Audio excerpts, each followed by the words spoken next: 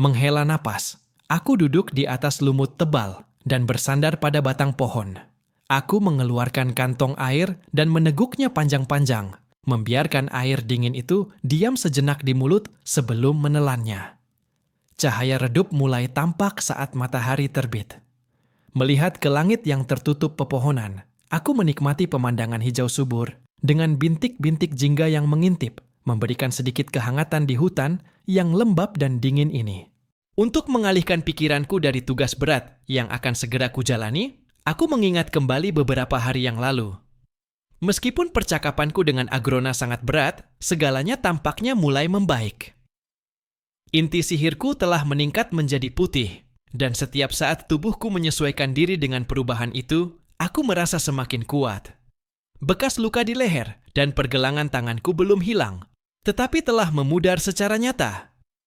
Kakiku yang telah mengalami beberapa cedera serius kini terasa lebih ringan daripada sebelumnya. Aku tahu bahwa tubuhku belum berubah secara fisik. Ini berarti aku masih belum bisa menggunakan urutan teknik Mirage Walk, termasuk Burst Step, tanpa menyebabkan kerusakan pada tubuh bagian bawahku. Namun, menggunakan sihir organik, sihir yang tidak memiliki tujuan tetap yang ditentukan oleh gerakan atau mantra, telah menjadi jauh lebih alami dan bersamanya sebuah jalan untuk menjadi lebih kuat lagi. Sylvie, di sisi lain, tidak seberuntung itu. Meskipun dalam bentuk barunya ia tampak lebih muda daripada adikku, koordinasinya seperti anak balita. Frustrasinya sangat terlihat ketika ia sering tersandung kakinya sendiri atau kehilangan keseimbangan tanpa alasan saat berdiri. Yang mungkin lebih menggelikan dari tersandungnya adalah upayanya menggunakan ibu jari barunya. Lebih dari sekali, seorang pelayan harus membersihkan piring dan hiasan rak yang pecah di dalam kamar. Aku terkekeh pelan, masih bisa membayangkan dengan jelas wajah semua orang saat mereka melihat Sylvie dalam wujud manusianya untuk pertama kalinya. Semua orang bereaksi dengan cara yang berbeda-beda. Mata Kat Thailand membelalak saat ia lari menjauh dari pintuku, sambil terus-menerus meminta maaf atas gangguannya, meninggalkan Hester yang menyeringai geli saat aku mencoba menjelaskan. Adikku menunjukku dengan jari yang gemetar, bertanya kapan aku dan Tessia punya anak bersama. Aku tidak menyalahkannya, karena rambut Sylvie memang memiliki nuansa gandum, yang mungkin berasal dari perpaduan warna coklat dan perak keabu-abuan. Tapi, aku merespons seperti kakak laki-laki pada umumnya. Aku menepuk belakang kepala Ellie dan bertanya bagaimana mungkin Sylvie adalah anakku jika dia hanya tampak beberapa tahun lebih muda darinya. Begitu mendengar nama Sylvie disebut, adikku langsung girang, dan sejak itu mereka sering menghabiskan waktu bersama. Reaksi Virion terbilang tenang. Sepertinya ia langsung tahu bahwa itu adalah Sylvie begitu memasuki ruangan. Namun, itu tidak berarti ia akan melewatkan kesempatan untuk melontarkan komentar tajam. Ia mengelus dagunya sambil bergumam bahwa sekarang ia tahu apa seleraku, dan itu sudah cukup sebagai sindiran. Yang mengejutkan, reaksi Emily justru yang paling menggangguku. Wajahnya memerah seperti tomat, dan ia menutupi mulutnya. Itu masih bisa dimaklumi. Tapi ia hanya berdiri diam di ambang pintu, dengan bibir yang melengkung tampak dari balik tangannya. Itu menjadi pengingat yang sangat jelas bagiku untuk segera mengenalkannya dengan seorang pria, agar si ahli rekayasa kesepian itu tidak terlalu lama sendiri. Aku memejamkan mata erat-erat dan menghembuskan napas panjang. Aku telah meninggalkan Sylvie, karena dia masih menyesuaikan diri dengan perubahan tubuhnya dalam bentuk barunya. Setelah segel yang diberikan ibunya kini terlepas. Dan meskipun aku merasa terasing di sini, walau ada aktivitas pasca pertempuran yang masih berlangsung di sekitar, aku tahu bahwa keputusanku sudah benar. Aku tidak ingin siapapun yang kukenal, melihat apa yang harus kulakukan pada bocah yang telah kupertahankan hidup-hidup itu. Aku hanya berharap situasinya lebih baik di pihak Jenderal Aya, pikirku. Kami berdua diperintahkan untuk mengonfirmasi dan membantu pertahanan terhadap serangan para Alakrian jika berita dari sang utusan memang benar. Dengan mata masih tertutup, aku membiarkan suara-suara alam masuk ke telingaku. Burung-burung bernyanyi dalam nada yang bervariasi, sementara serangga bersenandung dan mencicit, semuanya disertai latar suara daun-daun yang berdesir. Mungkin di sini justru lebih damai dibanding di kastil. Gumamku dengan nada optimis, membayangkan kekacauan di ruang rapat saat ini, saat para anggota dewan berebut tentang distribusi yang adil bagi para prajurit dan penyihir. Mengingat serangan besar kini tidak hanya terjadi di ambang pintu wilayah Sapin. Jenderal Arthur! Suara yang kukenal memanggil dari kejauhan, memaksaku membuka mata. Itu adalah elf yang kuperintahkan untuk membawa si Alakrian. Ia berlari ke arahku dengan lincah, tanpa satupun kesalahan langkah meski medan tanahnya tidak rata. Alakrian itu telah sadar. Aku berdiri, menepuk-nepuk tanah dari pakaianku. Aku mempersiapkan pikiranku, menjangkau kehampaan yang membantuku untuk menginterogasi musuh tanpa belas kasihan atau simpati, sambil berusaha mengubur kenangan masa lalu ketika situasinya justru terbalik. Telanjangi tahanan itu dan keluarkan semua orang dari dalam ruangan. Kamp pasukan elf berada di tengah-tengah area terbuka kecil yang tampak tidak alami, hanya beberapa ratus yard di utara lokasi pertempuran. Atau setidaknya itulah yang kupikir. Inderaku, meski telah mencapai inti putih, masih belum sepenuhnya terbiasa dengan efek pembelokan arah yang dimiliki hutan Elshire. Dari lubang-lubang di tanah yang telah dipadatkan dengan tanah segar dan pohon-pohon yang tampak luar biasa rapat di luar perkemahan, sepertinya para elf memiliki seorang penyihir dengan afinitas kayu yang kuat untuk bisa memanipulasi pepohonan seperti ini. Tenda-tenda dari kain tebal memenuhi area terbuka, sementara para prajurit elf sibuk beraktivitas. Beberapa membungkuk saat mata kami bertemu, sementara yang lain menatap khawatir pada bocah manusia yang mungkin kekuatannya berkali-kali lipat dibandingkan seluruh camp. Sang elf menunjuk ke depan. Lewat sini, Jenderal. Alakrian itu ada di tenda paling belakang. Pemimpin kami sedang menunggu di luar. Aku melihat kanopi besar yang terbuat dari akar dan cabang yang terpelintir, serta kain tebal yang menutupi bagian atasnya. Kubah angin berputar melingkupi tenda kayu itu dan menunggu dengan perhatian tertuju ke arah pintu masuk tenda. Berdiri seorang wanita berbaju zirah dengan tangan terulur dan aliran mana yang terus berputar di tubuhnya. Wanita yang sama yang berhasil kuselamatkan dari tahanan itu sendiri. Melihat kedatangan kami, ia tampak lebih rileks dan mengulurkan tangan. Aku lupa memperkenalkan diri sebelumnya. Namaku Lena Emaris, pemimpin unit Tenggara Eleanor. Arthur Lewin. Aku menjabat tangannya sebelum menoleh ke arah tenda. Dia bisa bicara? Raut jijik melintas di wajah Lena. Dia sudah berteriak dan mengoceh sejak sadar, itulah sebabnya aku harus memasang penghalang angin. Itu juga akan memberimu sedikit privasi. Terima kasih. Aku menarik napas tenang, melepaskan diri dari perasaan pribadi terhadap peristiwa yang akan terjadi saat melangkah menembus penghalang suara tanpa mengganggu sihirnya.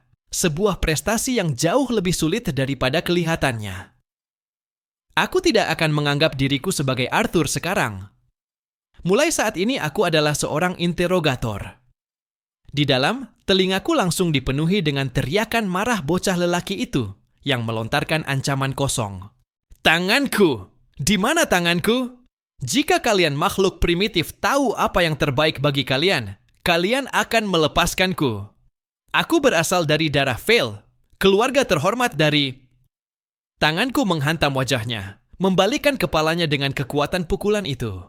Bocah itu menatapku, terkejut. Kau menamparku. Siapa namamu? Akan kubuat kau. Aku membungkuk kembali setelah menamparnya sekali lagi untuk mengunci tatapan dengan anak itu. Aku rasa kau belum benar-benar memahami betapa seriusnya situasi yang kau hadapi. Jadi izinkan aku menjelaskannya padamu. Aku menginjak jari kelingking kakinya hingga terdengar bunyi krek yang tajam. Anak laki-laki itu menjerit dan meronta, tetapi kursi tempat ia diikat tidak bergeming. Aku menatap tanpa ekspresi saat dia berjuang menahan sakit. Beberapa saat kemudian, aku bisa merasakan dia mengalirkan mana ke jari kelingking kakinya yang patah, berusaha menyembuhkannya, dan meredakan sedikit rasa sakit. Bagus, anak ini akan bertahan cukup lama. Meski memperkuat tubuhnya dengan mana, aku mematahkan satu lagi dari jari kakinya. Sekali lagi, jeritan melengking keluar dari tenggorokannya, dan matanya mulai berkaca-kaca. Aku mengangkat kakiku dari jarinya dan menunggu sejenak. Lalu, aku menginjak dan mematahkan satu lagi dari jari kakinya. Teriakan dan makiannya segera berubah menjadi isakan dan permohonan agar aku berhenti. Tetapi dia belum sepenuhnya hancur. Aku menggeser kakiku dari jari-jari kakinya ke bawah pergelangan kakinya, lalu menginjaknya. Serangkaian bunyi krek dan krek terdengar bersamaan dengan jeritan nyaring anak itu. Tolong. Kenapa kau melakukan ini? Apa yang kau inginkan? Aku akan memberikan apa saja. Katanya sambil terisak, menatap kaki kirinya yang sudah hancur. Namamu. Aku meminta tanpa emosi. Kenapa kau harus tahu? Anak itu kembali menjerit ketika tulang betis kirinya patah menjadi dua. Stefan! Stefan Fell! Tolong! Jangan lagi! Stefan, dari sekilas saja, aku tahu keluargamu atau darahmu, seperti yang kalian sebut, adalah bangsawan. Artinya kau juga begitu. Tidak seperti prajurit lain yang kami tangkap sejauh ini. Kau tidak berusaha bunuh diri dan sangat ingin tetap hidup. Benar sejauh ini? Benar, jawabnya cepat. Tidak memberi kesempatan padaku untuk mematahkan tulang lainnya. Aku memilih kata-kataku dengan hati-hati sebelum bicara. Aku tidak akan membunuhmu jika kau bekerja sama. Tapi kondisi seperti apa kau kembali ke rumah akan tergantung pada seberapa membantu dan jujur jawabanmu. Kau mengerti. Dia mengangguk keras. Beberapa pasukanmu selamat dan berhasil melarikan diri. Tapi aku sangat menyarankan agar kau menghapus harapan bahwa jumlah pasukan yang bisa mereka kumpulkan dan bawa kembali ke sini akan cukup kuat untuk menyelamatkanmu. Mana yang selama ini aku tahan mulai kulepaskan. Akar dan cabang tebal yang membentuk tenda mulai retak dan patah di bawah tekanan penuh dari seorang penyihir inti putih yang melepaskan kekuatannya. Tanah pun retak dan puing-puing berguncang di bawah kaki kami. Sedangkan Stefan, dia kesulitan bernapas meski hanya sedikit mana yang beredar deras dalam tubuhnya. Matanya yang memerah membelalak dan mulutnya ternganga seperti ikan kehabisan air sampai aku menarik kembali manaku. Aku. Mengerti, gumamnya tergagap, bahkan tidak cukup kuat untuk merasa malu atas bau busuk menyengat yang berasal dari antara kedua kakinya. Bagus. Aku mengangguk dan melangkah menjauh. Aku berpikir untuk langsung masuk ke pertanyaan yang lebih penting, tapi aku ingin melihat apakah dia benar-benar berkata jujur. Sebutkan semua laki-laki dari keluarga Vel dan hubunganmu dengan mereka. Anak itu tampak ketakutan sejenak. Kemungkinan besar berpikir, aku akan menggunakan informasi ini untuk membunuh seluruh keluarganya. Tetapi setelah aku meyakinkannya dengan cepat bahwa itu bukan niatku, dia menyerah.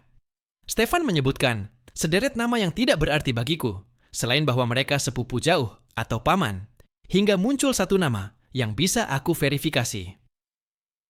Izora Vale, ibuku.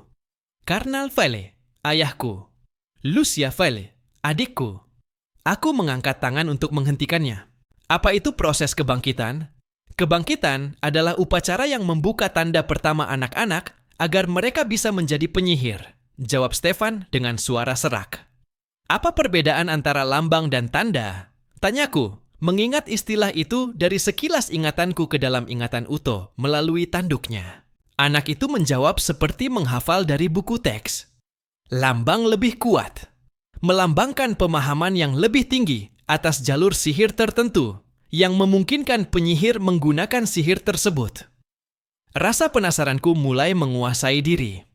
Aku ingin tahu lebih banyak tentang benua Stefan, tetapi aku bisa merasakan dia mulai menutup diri.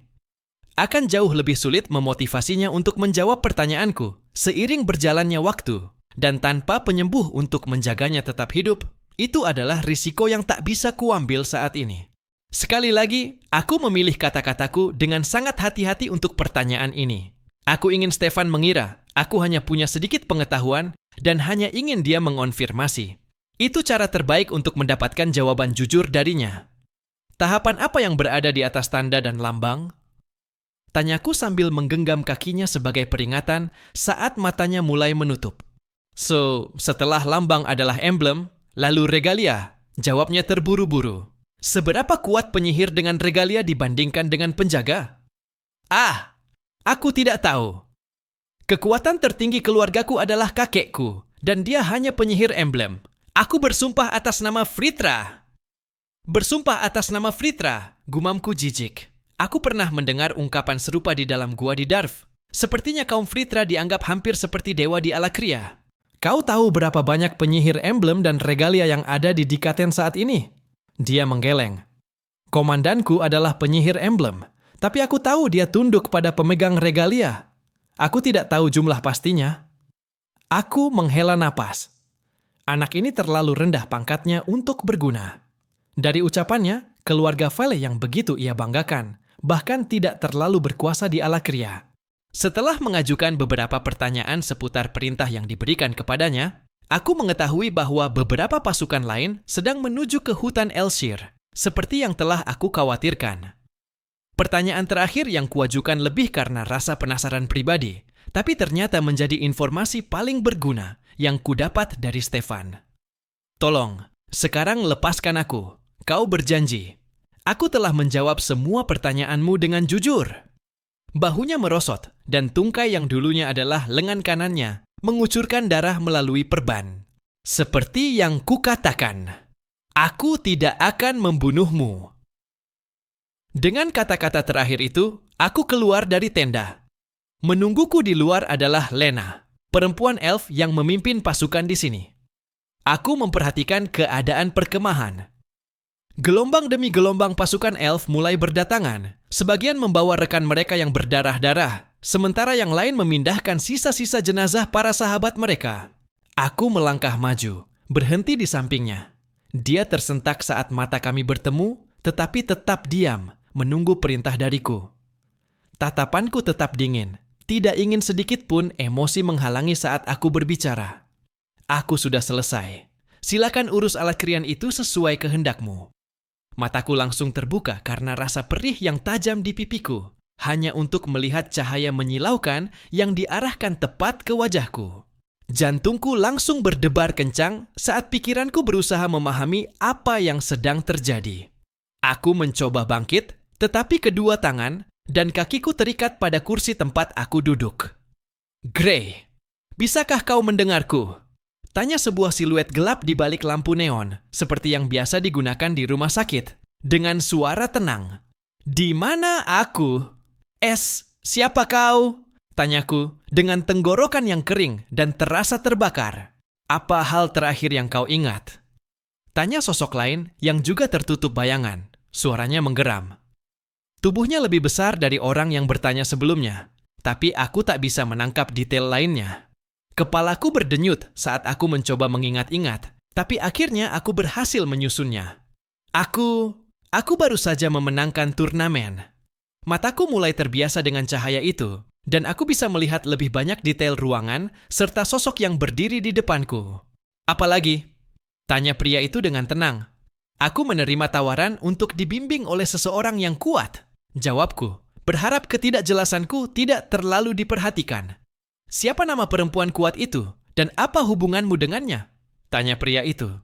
Fakta bahwa dia tahu dia seorang perempuan membuatku berpikir bahwa dia sedang mengujiku, atau dia memang sudah tahu kebenarannya. Aku menarik tali yang terasa seperti kawat logam tebal yang mengikat pergelangan tanganku. Karena kekuatanku yang bahkan telah diperkuat dengan ki pun tak berguna, aku menjawab, aku hanya tahu dia dengan sebutan Lady Vera. Dan aku baru saja bertemu dengannya. Bohong, desis pria bertubuh besar, yang sekarang bisa kulihat memiliki rambut panjang yang disisir ke belakang. Dia mengangkat tangannya, seolah ingin memukulku, tapi pria yang lebih kurus menghentikannya. Apa yang terjadi setelah kau memenangkan turnamen, Gray? Tanyanya kemudian. Suaranya tidak menunjukkan sedikit pun emosi. Aku meringis, mencoba mengingat. Seingatku, aku kembali ke kamar asramaku, langsung setelahnya. Lady Vera sempat mengatakan, sebelum kami berpisah bahwa dia akan menghubungiku setelah semuanya tenang. Tapi sebaiknya aku tidak memberitahu mereka lebih dari yang mereka tanyakan. Pikiranku buyar ketika pria besar berambut panjang itu meraih leherku dengan satu tangan dan mengangkatku beserta kursi dari lantai. Bohong lagi, katanya. Wajahnya kini cukup dekat, hingga aku bisa melihat lebih banyak detail. Ada bekas luka di seluruh wajahnya, membuat wajah yang sudah menakutkan itu tampak lebih mengerikan. Akan lebih baik jika kau langsung memberitahu kami, organisasi yang mengutusmu untuk melindungi warisan itu. Organisasi? Warisan. Aku tidak bisa memahami tuduhan mereka, tapi karena tenggorokanku tidak mampu menghirup udara, aku hanya bisa tercekik dalam genggaman pria itu, sampai rekannya yang lebih kurus menepis tangan yang mencekikku. Karena terikat pada kursi, aku terjatuh tak berdaya ke lantai. Aku sempat kehilangan kesadaran sejenak ketika kepalaku menghantam lantai keras yang dingin. Saat aku sadar kembali, aku telah didudukan kembali, berhadapan langsung dengan pria kurus, yang entah kenapa justru lebih menakutkan dibandingkan makhluk besar penuh luka itu. Rambutnya dipotong pendek dan matanya terlihat lebih kosong daripada ikan mati. Satu tatapan dari matanya membuatku meragukan bahwa pria itu bahkan memiliki emosi untuk disembunyikan. Matanya terkunci pada mataku sejenak sebelum bibirnya melengkung membentuk senyum yang tak menjangkau matanya yang mati itu. Dia berbalik dan berjalan menjauh. Lepaskan pakaiannya sementara aku mengambil fosfor putih. Pria besar itu mencibir saat ia merobek kaos tidur lamaku dan celana piyama bergambar angsa yang diberikan kepala sekolah Wilbeck sebagai lelucon ulang tahun. Aku yakin kau memiliki informasi yang kami butuhkan. Untungnya bagimu, itu berarti kami harus mempertahankanmu hidup untuk saat ini. Pria kurus itu kembali, memakai sarung tangan. Di tangannya ada sebuah kubus logam kecil. Jika kau benar-benar seperti yang kami curigai, maka mungkin kau sudah mempersiapkan diri untuk ini. Tapi jika kami ternyata keliru, dan semua yang kami anggap sebagai bukti hanyalah kebetulan, ya, kau akan mengalami sesuatu yang tak akan pernah kau lupakan. Apa? Apa maksudmu? Tanyaku, masih linglung karena trauma di kepala tadi. Ini akan mudah. Pria kurus itu tersenyum sambil mencelupkan satu jari bersarung tangannya ke dalam kubus logam itu. Aku bahkan belum akan mengajukan pertanyaan. Dia mengoleskan garis pasta perak mengilap tepat di bawah tulang rusukku, lalu mengeluarkan pemantik. Tunggu. Apa yang kau lakukan? Kumohon, pintaku. Masih belum bisa memahami bagaimana semuanya bisa jadi seperti ini. Pria itu tidak berkata apapun. Dia hanya menurunkan nyala api kecil ke pasta perak itu. Begitu api menyentuh zat tersebut, rasa sakit yang belum pernah kurasakan sebelumnya meledak. Teriakan meluncur dari tenggorokanku saat tubuhku kejang karena siksaan membakar yang terkonsentrasi di tempat pasta itu dioleskan. Aku pernah terbakar sebelumnya, tapi dibandingkan sensasi yang melahap kulitku sekarang, kenangan itu terasa menyenangkan. Rasanya seperti berjam-jam, saat rasa sakit itu entah bagaimana terasa semakin parah. Dalam waktu itu, teriakanku berubah menjadi serak dan air mata yang membanjiri wajahku telah mengering dan mengerak. Akhirnya, rasa sakit mulai mereda, hanya untuk kemudian pria kurus. Iblis itu mengoleskan garis lain dari pasta perak itu ke bagian tubuhku yang lain. Aku mohon, ratapku. Jangan lakukan ini. Pria itu tetap diam dan menyalakan api neraka lainnya di tubuhku. Aku menjerit. Pikiranku menjerit. Setiap bagian tubuhku kejang dan bergetar, berusaha mengusir siksaan itu, tapi semuanya sia-sia.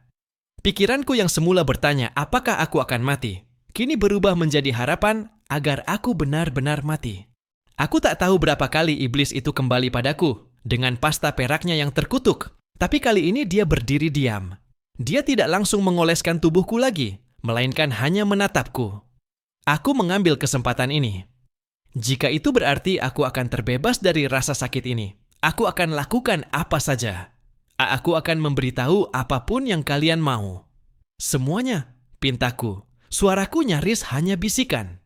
Itu lebih baik. Dia tersenyum tulus, entah bagaimana membuat wajahnya makin menyeramkan dari sebelumnya. Sekarang, aku akan menceritakan sedikit kisah, dan kau akan membantu mengisi kekosongannya. Setiap upaya berbohong atau menyembunyikan kebenaran sayangnya akan membuatku menaruh ini di tempat yang lebih sensitif. Jelas?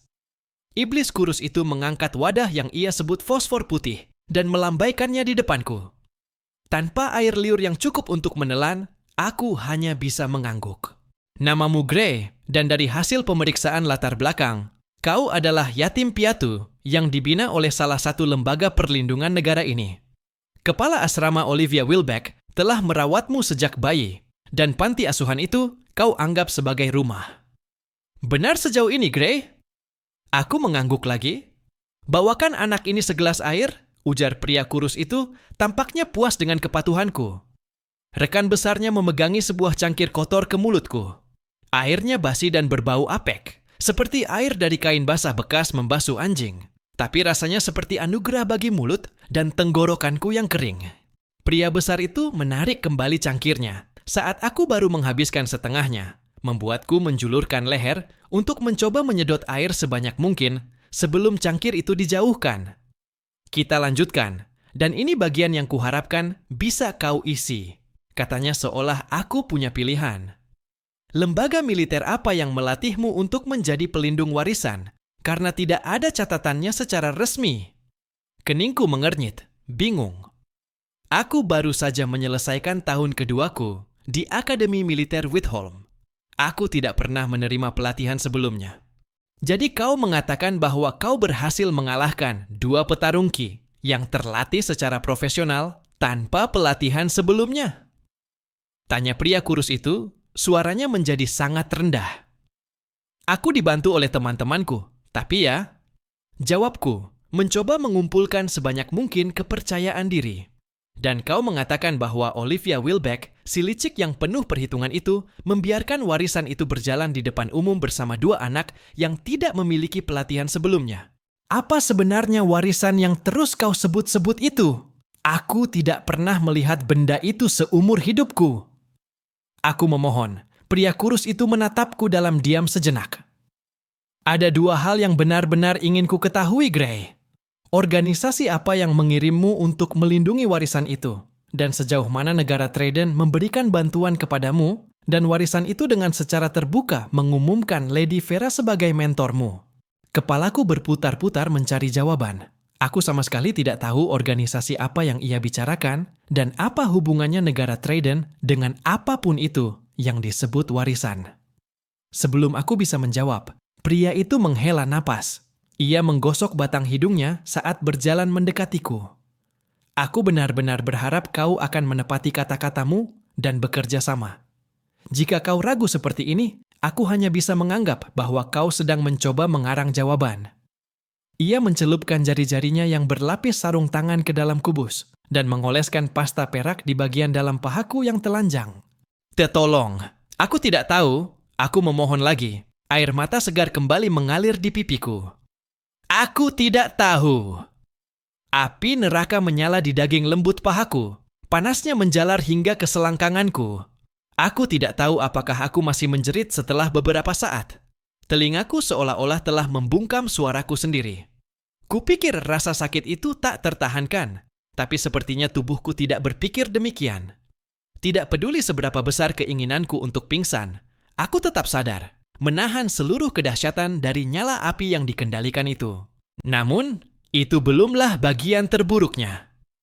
Bagian terburuk adalah ketika iblis kurus itu akan datang lagi setelah beberapa saat dan berhenti sejenak sebelum tanpa kata-kata kembali menyalakan bagian lain dari tubuhku. Setiap kali ia berjalan mendekat, aku merasa takut dan berharap sekaligus. Takut bahwa ia akan menambah rasa sakit dan berharap bahwa kali ini ia akan berbicara lagi dan membebaskanku dari neraka ini. Waktu terasa begitu asing bagiku. Aku tidak tahu apakah waktu berjalan cepat atau lambat di dalam ruangan gelap tanpa jendela ini. Cahaya terang yang terus diarahkan ke wajahku membuat mataku tidak bisa menangkap detail ruangan. Tak ada gangguan untuk membantu mengurangi rasa sakitku. Yang menyadarkanku dari lamunan adalah suara langkah kaki yang mendekat. Aku bersiap untuk memohon, untuk memelas kepada pria kurus itu, tapi aku menyadari bahwa ada orang ketiga yang masuk ke dalam ruangan. Apa? Pria besar itu roboh setelah mendapat serangan cepat dari sosok ketiga tersebut. Iblis kurus itu menyerang dengan senjata yang tak bisa kulihat, tapi ia tiba-tiba terlempar ke belakang. Sosok ketiga itu berjalan mendekatiku, mematikan lampu. Dunia tampak bercak-bercak putih sampai mataku bisa menyesuaikan diri. Kau sudah aman sekarang, nak. kata sosok itu sambil berlutut. Itu adalah Lady Vera. Hembusan angin menerpa tubuhku saat aku terbang di atas awan. Mencapai inti putih memberiku banyak keuntungan dan kemampuan untuk memanipulasi mana lingkungan secara efektif hingga bisa terbang adalah salah satunya.